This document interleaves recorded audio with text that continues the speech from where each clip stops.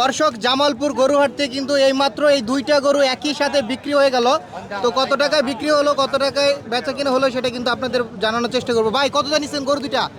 1,50,000 টাকায় কিন্তু এই যে এই গরুটা এবং হচ্ছে এই গরুটা কিন্তু বিক্রি হয়ে গেল এইমাত্র। দুইটা গরু কিন্তু জোড়ার গরু বিক্রি হয়ে গেল, খুব সুন্দর গরু।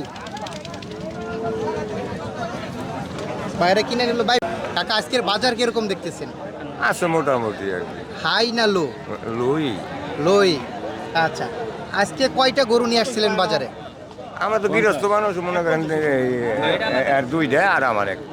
আচ্ছা, নিজের বাসায় পালা গরু। হ্যাঁ, আচ্ছা, কত টাকায় বিক্রি করলেন? 1.5 লক্ষ টাকা দুইটা। দুইটা 1.5 লক্ষ টাকা বিক্রি করলেন।